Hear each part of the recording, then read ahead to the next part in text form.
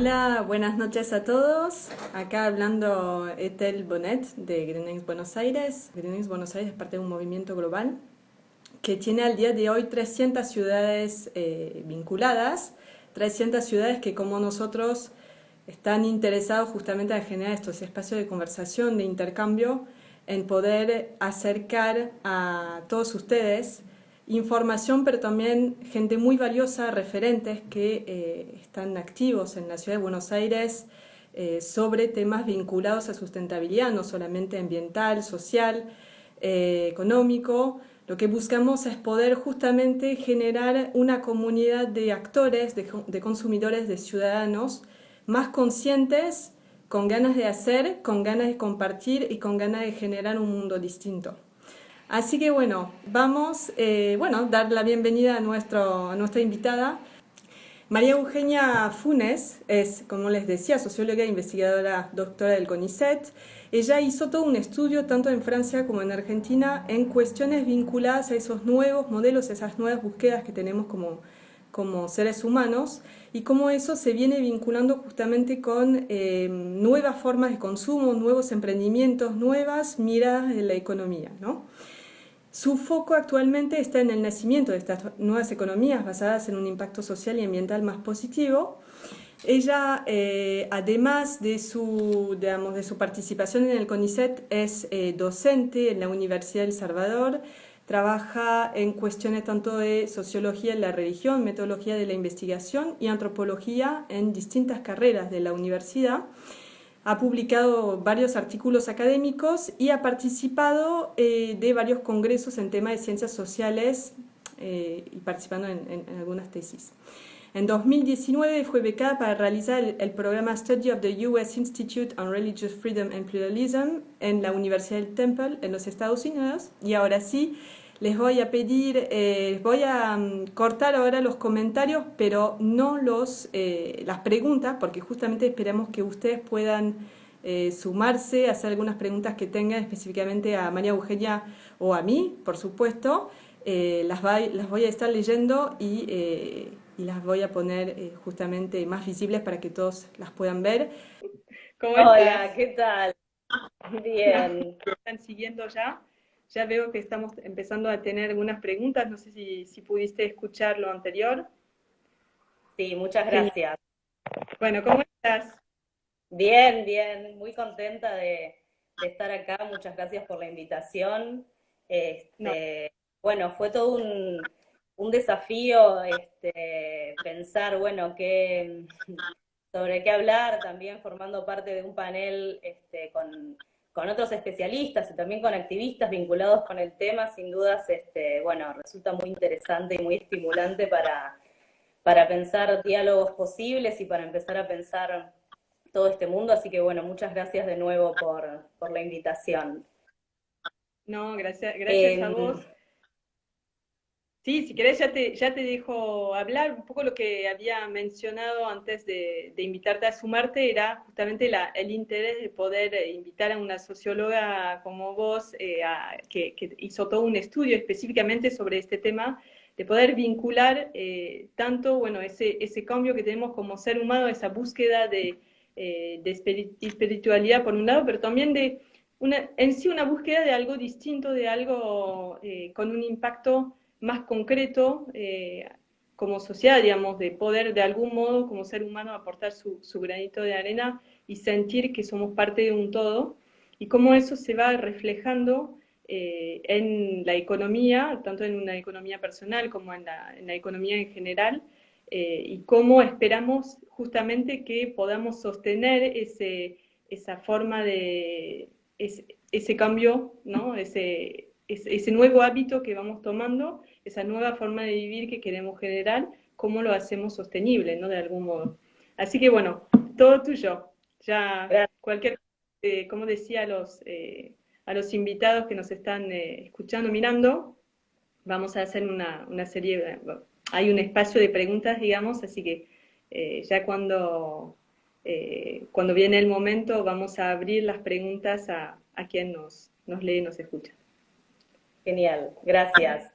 Gracias de nuevo y gracias a todo el equipo por la invitación. Bueno, justamente cuando recibí la invitación para formar parte de este ciclo, la pregunta que un poco me hacía para compartir, no quiere decir que vaya a traer todas las respuestas para nada, sino que quería generar nuevas preguntas. Pero lo que yo empecé a ver cuando empecé a estudiar, como Ethel mencionaba, a personas que estaban vinculadas con una búsqueda espiritual, era que muchas veces esa búsqueda espiritual no se circunscribía estrictamente justamente a lo espiritual, a lo religioso, sino que generalmente formaba parte de una búsqueda mayor por transformar el estilo de vida. ¿Qué implicaba transformar el estilo de vida? Bueno, en una serie de casos que yo estudié implicaba irse de la ciudad, elegir estar en contacto, elegir vivir en lugares donde uno tenga más contacto con el verde, significaba cambiar hábitos de alimentación, cambiar formas de consumo, tratar de consumir productos directamente de las personas que los producen, tratar de usar el dinero en general de manera diferente, no solamente en el consumo, sino también en el ahorro, en la inversión. Significaba también combinar el uso de la biomedicina con el uso de terapias alternativas en muchos casos. Y progresivamente lo que fui viendo es que esta inquietud por un estilo de vida diferente, por una forma diferente de llevar la vida cotidiana, por supuesto que no se limitaba a estas personas que tenían una búsqueda espiritual, sino que estaba presente en distintos grupos y en distintos sectores, fundamentalmente de los sectores medios, que era donde yo lo estudiaba. Entonces lo que fui identificando fue toda una serie de personas. No, que seguramente de manera muy inconsciente en muchos casos. Exacto.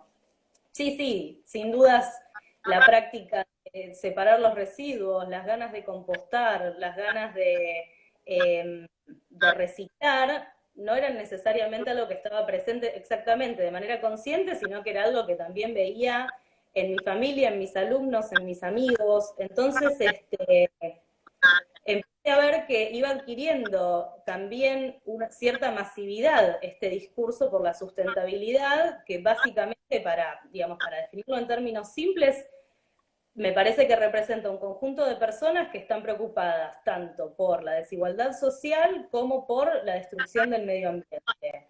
Estos temas aparecen cada vez más fuertemente en la agenda política, en las empresas, en la publicidad, en las currículas de las materias de las universidades.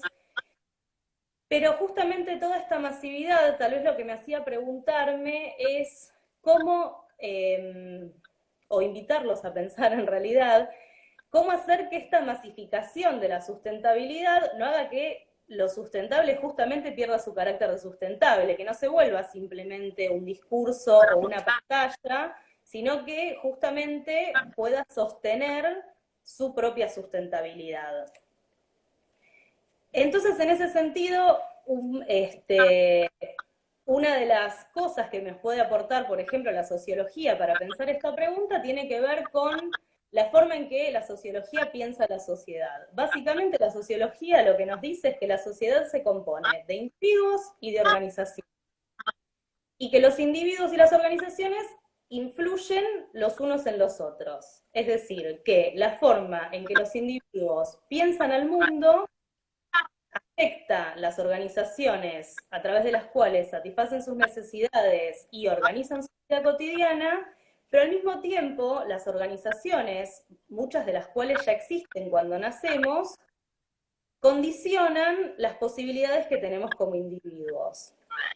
Sí, y hasta Entonces, más, lo que te diría es cómo justamente, y más en, en esta nueva situación, en esta nueva normalidad, vamos hacia un mismo objetivo como organización, digamos, desde cada uno de sus lugares, como sociedad, como Estado, como empresa privada, pública, vamos generando una conversación común en este sentido, ¿no? Entonces, por una, como bien decís, está el tema de el impacto, el efecto de uno sobre el otro, pero también está justamente esa búsqueda de un diálogo y de una construcción común, justamente considerando los desafíos que ya estamos empezando a enfrentar de manera muy directa, pero cuáles van a ser las consecuencias en el corto, mediano y largo plazo y cómo vamos a tener que justamente un poco responder a eso y poder saltar los desafíos, ¿no? O sea, es una linda incógnita que nos viene y en ese sentido, sí, es súper relevante lo que decís, o sea, es como la ciencia de la sociología nos acompaña también en esta reflexión de ser finalmente uno solo, ¿no? Una sola voz, y cómo implicamos o cómo afectamos, cómo impactamos uno en el otro. Exacto. Entonces, me puse a pensar, bueno, cuáles pueden ser, o dentro, cuáles podemos identificar como los facilitadores dentro de este esquema, o sea, si pensamos en este esquema de individuos y organizaciones, bueno, cuáles son los individuos y las organizaciones que hoy facilitan este cambio hacia un estilo de vida más sustentable. Entonces, bueno, esta emergencia de organizaciones que buscan hacer cosas que ya veníamos haciendo, pero de una manera diferente, incluyendo esta preocupación por lo ambiental y lo social, son sin duda una de las formas o uno de los esquemas que nos ayudan a todos los que tenemos inquietudes por modificar nuestros estilos de vida a efectivamente hacer las cosas de manera diferente. Entonces, por ejemplo, toda esta emergencia de empresas o de bancos que están incorporando dentro de sus modelos de negocios lo social y lo ambiental, o sea, no solamente permiten canalizar la voluntad de hacer las cosas de una manera diferente, sino que además generan empleo. O sea, hoy es posible tener un trabajo en una organización de doble, de triple impacto, por ejemplo. Totalmente. Tenemos varios ejemplos en el mundo de lo económico, pero entre los que pueden mencionar, por ejemplo, el movimiento de Sistema B, que no solamente está, digamos, promoviendo la incorporación de objetivos sociales y ambientales por parte de las empresas, sino también certificando y desarrollando mecanismos de control y mecanismos de evaluación para que eso se pueda volver cada vez más palpable. Tenemos el ejemplo de la Banca Ética Latinoamericana, un proyecto que busca redireccionar el dinero de ahorro y el dinero de inversión de nuevo hacia proyectos, hacia emprendimientos que incluyan lo social y lo ambiental en su misma identidad, no en un departamento que Eso tesoro bueno, a otros objetivos. trabaja bastante en eso en Argentina. eh, Así que no sé si vos tenés un poco más de información sobre ese tema, pero entiendo que ya nos falta nada para que podamos justamente contar con una banca distinta, una banca más ética acá en el país, y poder redirigir nuestros ahorros, nuestros sueldos en causas más concretas, más nobles, ¿no? Sí, que podamos hacer un seguimiento transparente de hacia a dónde va ese dinero, que es algo Sí, que como base. bueno, no tenemos esa posibilidad. Pero bueno, es un proyecto que se está gestando, que además tiene busca construir una identidad también regional, no solo nacional, busca además hacer carne justamente esa voluntad de trascender digamos, las identidades estrictamente nacionales y buscar y definirse y definir sus objetivos en función de problemáticas que son de la región, que no tienen que ver con Argentina, con Chile, con Colombia, sino que nos atraviesan a todos. Pero bueno, sin duda, la existencia cada vez más presente de estas organizaciones que nos permiten ahorrar distinto, consumir distinto, bueno, nos ayudan a que esos impulsos individuales, esas inquietudes individuales no queden aisladas y atomizadas, sino que se potencien en el intercambio con otros. Eh, Otro de los elementos que facilita mucho esta canalización de las inquietudes individuales, de nuevo, hacia prácticas más colectivas, es sin duda la existencia de individuos creativos, emprendedores que están buscando, sobre todo a través de las nuevas tecnologías que han democratizado mucho la producción de contenido, que buscan generar nuevos mensajes, que buscan concientizar, que generan talleres, que generan espacios, no solo de pensamiento, sino de práctica. Y en ese caso, digamos, tenemos el caso muy palpable bueno, de La Loca del Tupper, de Dafna, que va a estar en este mismo ciclo. O sea, sin duda son personas que empujan, que generan lugares nuevos, que generan mensajes que nos incomodan, que nos hacen reflexionar. Y de nuevo, y que gracias a las nuevas tecnologías es mucho más accesible hoy llegar a sus mensajes que hace 20, 30 años atrás. Ahora bien, como les decía, también pensar que los encuadres institucionales y los individuos también se constriñen, se limitan mutuamente, nos abre la pregunta de, bueno, ¿cuáles son los límites que está teniendo también hoy el crecimiento y la masificación de esta preocupación por la sustentabilidad? Bueno, por un lado es cierto que la emergencia de estos nuevos paradigmas, como se los suele mencionar, choca fuertemente con culturas fuertemente instauradas, fundamentalmente la cultura del hiperconsumo, la cultura de lo descartable. Tenemos que pensarnos muy fuertemente a nosotros mismos para no comprarnos cosas que no necesitamos, para separar los residuos, el pack, digamos, el packaging, la presencia del plástico en nuestras vidas es como algo hipernaturalizado. Entonces, De hecho, es tenemos hasta fuertes es estructuras sorprendente el también. tema, porque es naturalizado y a la vez molesta, ¿viste? Y de algún modo lo que estoy viendo también con esta cuarentena lamentablemente extendida, es que por lo menos, o sea, del lado, si lo miramos del lado positivo, mucha gente está reviviendo o se está reinventando en el consumo propio o en la producción propia. Y hay, justamente como lo decías, que las redes ayudan mucho en este sentido. Estás muy acompañado cuando querés hacer tu propio pan, etcétera.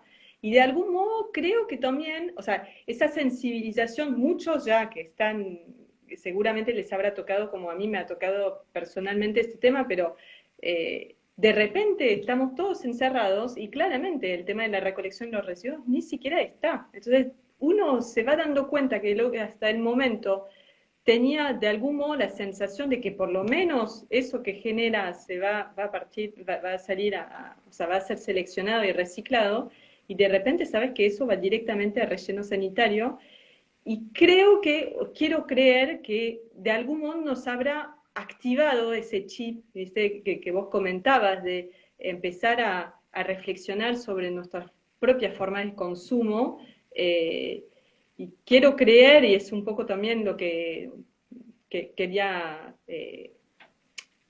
no sé, reflexionar juntas sobre cómo de algún modo este COVID nos va a ayudar a acelerar estos cambios de hábitos que necesitamos urgentemente y que ya están demostrando que un poco de freno en nuestro hiperconsumo también es un alivio muy concreto, en general a nivel ambiental, ¿no? Sí, sin dudas trajo mucha, me parece, reflexión en torno a varios tipos de contaminación. La contaminación auditiva, por ejemplo, para los que vivimos en la ciudad, de repente la primera semana de cuarentena era increíble el silencio eh, que había en la ciudad. Se escuchaban pajaritos de nuevo, o muchas personas que trabajan y están todo el día fuera de su casa, de repente al estar en su casa, bueno, ven, por ejemplo, cuánta basura producimos. Sin duda, esta experiencia experimental del aislamiento y del confinamiento en nuestras casas puede traer reflexiones muy importantes, sobre todo eso, cómo llevamos adelante las prácticas del hogar. Después, bueno, sin dudas también, salvando el hecho de que están los chicos en casa y eso es muy complicado para muchas personas que trabajan, bueno, también esto ¿Lo está viviste, Carla?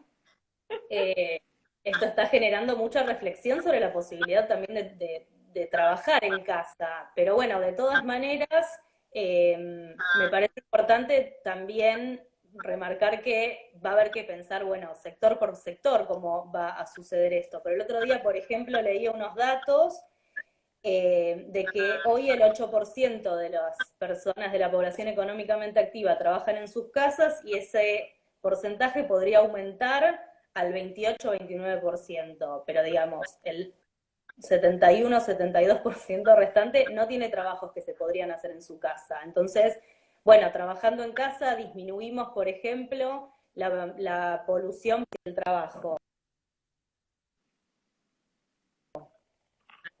Pero bueno, eso no es posible para todo el mundo. También entonces, como bueno, pensar, tampoco, digamos, es cierto que estamos haciendo el ejercicio de trabajar en casa, pero bueno, tampoco las personas que, de nuevo, tienen hijos, por ejemplo, pueden apreciar del todo qué tan beneficioso es eso o no para ellos, porque bueno, es una situación también excepcional. Pero bueno, otro de los límites que también me gustaría remarcar para pensar bueno, en la posibilidad que tenemos o no de transformar los estilos de vida, justamente también tiene que ver con estas organizaciones que todavía no existen, o sea, con aquellas prácticas que muchos estamos interesados en hacer y que directamente no sabemos cómo hacerlas.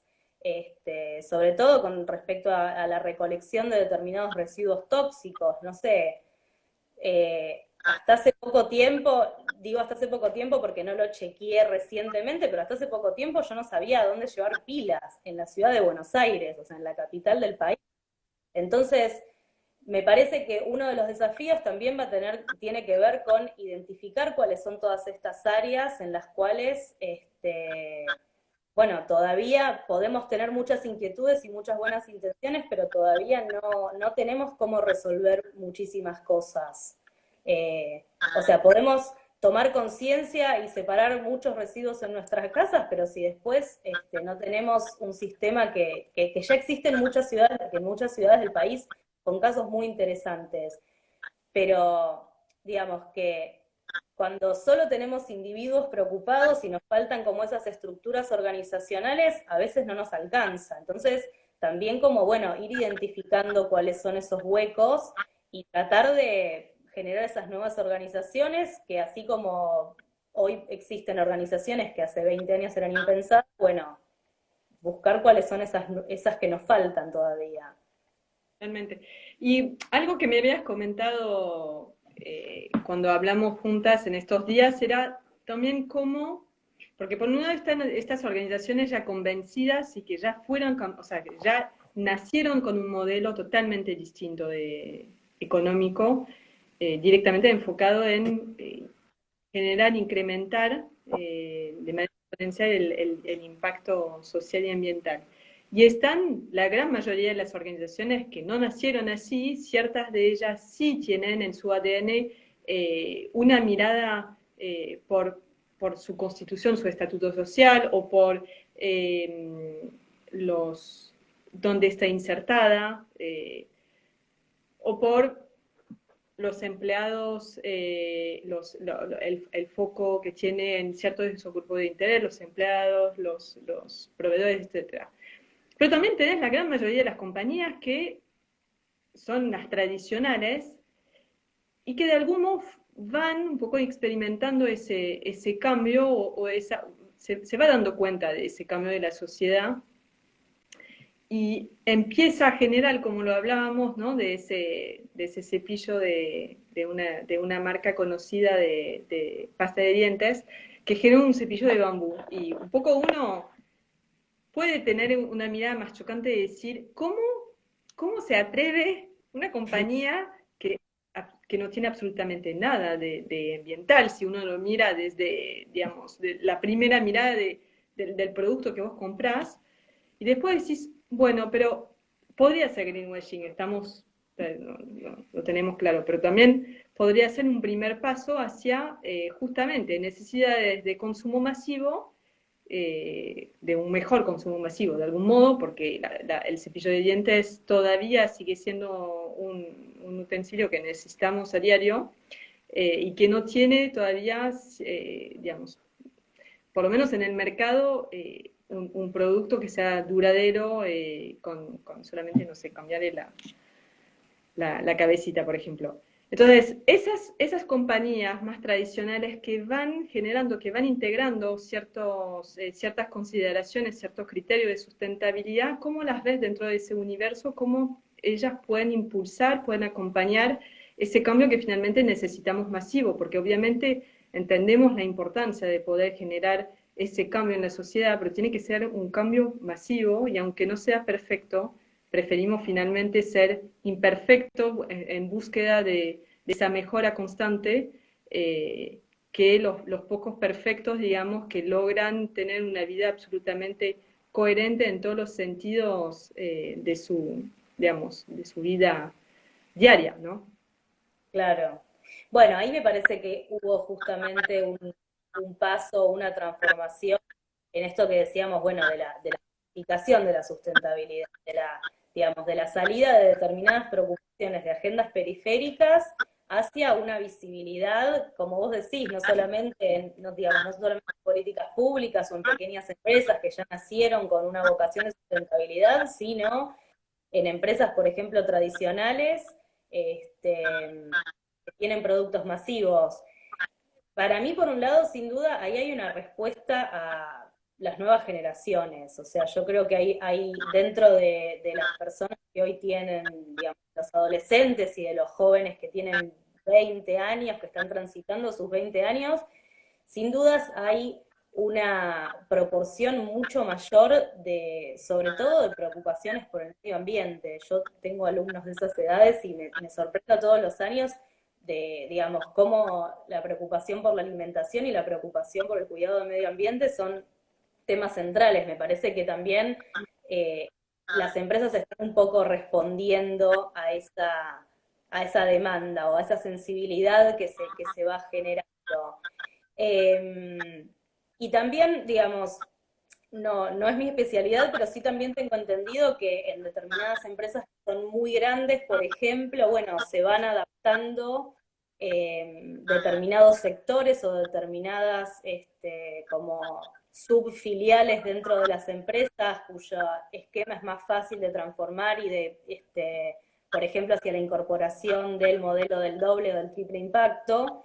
Pero bueno, sin duda la presencia cada vez más fuerte de consumidores que demanden otro tipo de productos, también, digamos, va a ser, me parece, un catalizador que va a multiplicar la presencia de estos productos masivos. De nuevo habrá que ver si es greenwash o si realmente bueno, están producidos con un criterio de sustentabilidad integral, pero bueno, sí es un indicador de que algo está pasando, ¿no?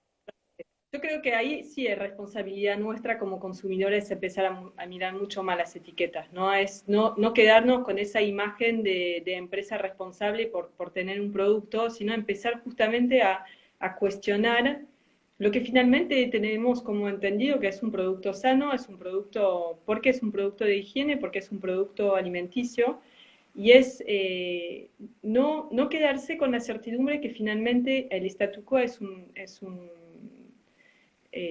correcto, digamos, porque justamente construimos con pruebas y errores y nuestro sistema bien sabemos que justamente no es perfecto y aunque pueda haber los procesos, digamos, de control de calidad como mínimo, no signifique que esos sean productos saludables o que sean productos que tengan un grado de contaminación o un nivel de impacto, aunque siempre, digamos, lo que mucho escucho es, sí, pero cumplimos con la ley. La ley claramente no es suficiente, de hecho, por suerte, si fuese así, o sea, por suerte no es así, ¿no? Porque claramente cuando hablamos, por ejemplo, no me quiero ir por la rama, pero si hablamos de derechos humanos, claramente esperemos que mínimamente se cumpla la regulación, pero aún así los derechos humanos son cuestiones que van muchísimo más allá y de hecho, cuando hablamos justamente de la protección del consumidor y de nuestra necesidad también de ser más activa en ese sentido, es por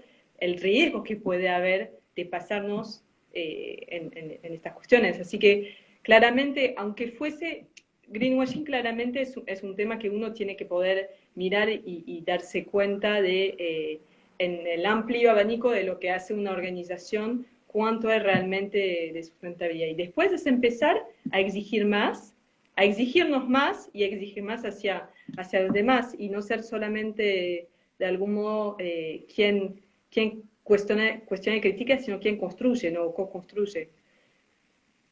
Sí, sí, sí, exacto. Pero bueno, también hay otra cuestión vinculada con la masividad, cuando, digamos, cuando un poco mencionabas esta, digamos, esta transformación de productos de consumo masivo, que también nos trae para mí a otra pregunta que es fundamental para hacerle al mundo de la sustentabilidad, que es cómo también llevar estas preguntas y estos nuevos modos de vida a otros sectores sociales, o sea, cómo llevar, cómo producir de manera sustentable bienes de, digamos, bienes de, que son necesidades básicas y, y cómo traer también a la conversación a sectores sociales que tal vez tienen, o sea, necesidades básicas justamente insatisfechas y que la preocupación por lo ambiental, bueno, viene detrás de la preocupación por resolver, no sé, la comida diaria. Digo, con esto no quiere decir que en sectores vulnerables no pueda existir la, digamos, la conciencia ambiental, porque son los sectores vulnerables son los primeros que viven en los barrios con las peores contaminaciones en la Argentina, con los Sí, sí, peores. son muy sensibles y lo viven de muy cerca, totalmente. Eh, pero bueno, también muchas veces me hago esta pregunta, como ¿cómo vamos a hacer para que estos productos, para que estos modos de consumo no sean solamente algo privativo de los sectores medios o de una élite, sino que sea esto, una conversación en la que podamos integrarnos todos? Entonces también ahí, bueno, ahora estamos hablando mucho del ámbito económico, pero bueno, sin dudas que también la sustentabilidad, como decía, está presente en lo educativo, está presente en las políticas públicas. Entonces, bueno, cómo también pensarlo desde distintos sectores que tienen distinta relevancia en distintos sectores sociales, ¿no? Pero bueno, esa es tal vez una pregunta que me hago. Sí, totalmente, para dejar abierta la conversación. Es que justamente es una de las complejidades de poder generar un modelo que sea inclusivo para toda la sociedad y que tengamos respuestas de productos y de servicios que justamente permitan hasta la base de la pirámide poder generar digamos, esa respuesta, ¿sí? Estas soluciones adaptadas a los distintos contextos. Eh, Perfecto. No sé si quieres agregar algo, si no ya estoy viendo alguna pregunta acá. Te la mando, dale. Dale, dale, veamos Ahí. preguntas. ¿Cómo hacer para sostener los hábitos adquiridos post pandemia? Sobre todo aquellos A los que no le... a lo que no les interesa o creen en el cambio climático. Ahí creo que vi toda la pregunta.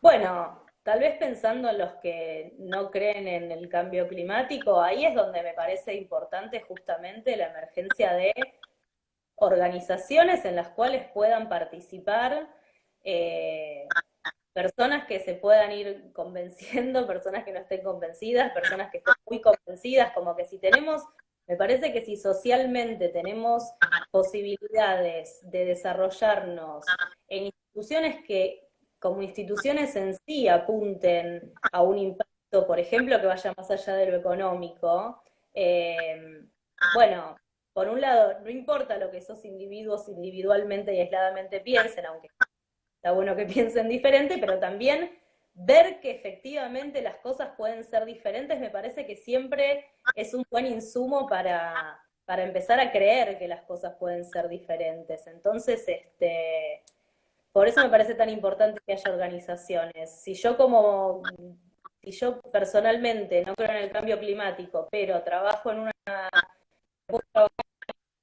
trabajar en el Estado, en una política pública que apunta a disminuir la huella de carbono, bueno, no importa lo que yo piense como persona, digamos, sola y aislada, puedo ver que efectivamente eso es posible y eso tal vez transforma la forma en que pienso.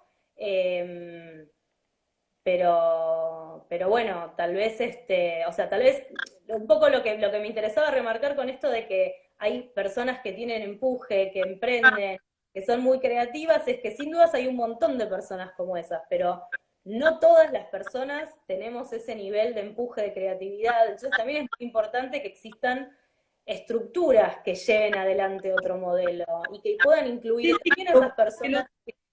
sí, tal cual, que lo nucleen, que lo impulsen y que después cada uno desde el lugar que justamente le interesa poder involucrarse lo haga. Pero no se pretende que ninguno de nosotros tengamos que justamente salir a ser embajador joven en la ONU para poder participar de un cambio muy concreto, sino que justamente, como bien lo dijiste al principio de la charla, es ya de por sí producir, consumir distinto. Es un acto de algún modo eh, de construcción colectiva, finalmente. Porque en Sí, definitiva, creo que lo que cada uno, si realmente lo entendemos, nos sentemos desde el lugar donde nos interesa poder justamente generar este cambio, que sea porque estamos convencidos que hay una mejor forma de vida social, que necesitamos ser más que tengamos que tener una apertura, una colaboración, una cooperación más fuerte para poder llevar adelante o responder a los desafíos sociales, económicos que tenemos, que sea porque nos ha tocado personalmente una cuestión que nos movilizó nos dio ganas de involucrarnos más, desde ser voluntario o hasta organizar, crear una ONG relacionada con el tema. O sea, del lugar en que lo miremos, finalmente tenemos capacidad de aportar y creo que finalmente un poco volvemos siempre a la base del inicio de conversaciones. En definitiva, lo hacemos porque sentimos que hay algo que necesitamos cambiar, que sea consciente o inconscientemente, que sea una cuestión espiritual o no. En definitiva, hay algo que nos genera molestia en cómo estamos viviendo, la manera en la cual estamos viviendo, y nos desafía. sí, sí. Cuantas más personas hayan así, también eso se va contagiando, porque tal vez yo no tengo la inquietud, pero la tiene una amiga, la tienen tus hijos, o sea, por algún lado llega, y hasta por algún lado también llegan las formas de hacer las cosas, sobre todo cuando uno no sabe, no sé, qué hacer con el packaging, qué hacer con el plástico del packaging. Bueno, hay alguien digamos, en la medida en que esa información se multiplica, llega a más personas también. Totalmente. Bueno, yo tengo, no hay mayores preguntas, te quería hacer yo una pregunta. Primero, bueno, un poco cómo te nació este interés por investigar particularmente esta cuestión, cómo estás en los pasos de tu investigación y que me imagino que todavía lo estás estudiando bastante, porque es un tema que en realidad está en constante crecimiento. Eh, y finalmente, ¿cuáles van a ser? No sé si se puede saber cuáles van a ser los próximos temas o a raíz de esta investigación, si hay alguna cuestión en particular que quisieras profundizar, estudiar, del cual tenés mayor interés o que te generó mayor preguntas. Son muchas preguntas en un, Bueno, pero sí, siempre hay preguntas. Este, bueno, yo empecé cuando terminé mi carrera de sociología en el 2011, tenía que, bueno, pensar un tema de tesis y mucha gente que conocía estaba yendo a cursos de respiración al arte de vivir. Me parecía como algo completamente novedoso. Fue el año que vino Ravi Shankar y que hubo meditaciones al aire libre, fue un año como de mucha visibilidad de ese tema. sí. Entonces, bueno, empecé a trabajar en un grupo de investigación que investiga temas de religión de lo más variados y bueno, y me acerqué bueno, a personas que hice una primera investigación chiquita en el arte de vivir y después ya cuando empecé a pensar mis temas de investigación de posgrado, me interesaba ver como los cruces entre digamos, entre lo espiritual y otras dimensiones de la vida de las personas, fundamentalmente la económica. Entonces ahí fue que entré en contacto, por ejemplo, con las experiencias de bancas éticas, entré en contacto con experiencias de consultoras que buscan también desarrollar como un manejo de los recursos o del capital humano en las empresas más integral, entonces, digamos, incorporaban ejercicios del mundo más espiritual como yoga o constelaciones familiares o cuestiones así al ámbito empresarial, pero de nuevo con esta vocación por fomentar vínculos más humanos, por trabajar un desarrollo más personal también en el trabajo, poder colocar a las personas en puestos de trabajo donde se juegue algo de lo más identitario, que no se juegue solamente una cuestión de habilidades. Y ahí entré también en contacto con esta experiencia de las, digamos, de las bancas éticas, ¿no? Experiencias de organización de dinero de ahorro y de dinero de inversión que fomente fundamentalmente, bueno, emprendimientos productivos, emprendimientos educativos también con una mirada ecológica o, bueno, o más integral de las personas. Entonces, bueno, así fue como un poco entré en contacto con estas nuevas formas de la economía y bueno, y ahora estoy fuertemente interesada, digamos, en ver, bueno, cómo esto se va de nuevo como encarnando y como volviendo factible. Porque digamos, algo que me parece muy importante a mí es que estas cosas se vuelvan factibles, o sea, de nuevo, hay un montón de personas que tienen muchísimo empuje y que tienen la capacidad de ser, de generarse un mundo nuevo para sí mismas, pero hay un montón de personas que necesitamos que esos mundos que nos imaginamos también sean posibles y que haya otras personas que están queriendo hacer lo mismo que nosotras. Entonces, me parece que en ese sentido la generación de estas nuevas organizaciones que ya se definen a sí mismas buscando lo social y lo ambiental es sin duda algo muy innovador, es un ámbito que está, de nuevo, generando empleo en el que uno puede poner en juego, de nuevo, no solamente lo que estudió en la facultad, sino también esta voluntad de mejorar las condiciones ambientales, mejorar las condiciones sociales, generar oportunidades, prestar atención a la diversidad. Sin duda son como agendas que están explotando y que me parecen, bueno, muy interesantes. Y, y también me parece algo muy interesante de todos estos actores, ya desde un punto de vista más filosófico o antropológico, siempre fue para mí cómo también estas organizaciones nos desafían a pensar el dinero de otra manera, como que el dinero siempre es un tema tabú, es un tema que nos da un poco de culpa, es un tema del que no hablamos de manera muy transparente, lo digo en lo más cotidiano, ¿no? Y bueno, Sí, sí, y sí. son organizaciones que nos están empujando a pensar, bueno, ¿qué pasa? ¿Cómo concluís cuando estás gastando plata, cuando estás comprando una manzana en un lugar o en otro? ¿Qué priorizás a la hora de consumir? Si vas a priorizar ir a un supermercado y tener todo a mano, o vas a priorizar ir al mercado de tu barrio y saludar a la persona a la cual conoces, sabes cómo se llaman sus hijos, sabes lo que le parece importante, Y digamos, cuanto más pensar. ganas, o sea, cuanto más te aporta de vínculo la decisión de comprar en un lugar o en otro. Eso es Sí, algo que en esta situación mucho se pidió fortalecer el vínculo con los comercios barriales para acompañarlos en hacer frente a esta compleja situación económica, pero además efectivamente está el tema muy personal de sentir que sos parte de una comunidad de vecinos eh, y que no sos sí, uno más, digamos, sino generando vínculo.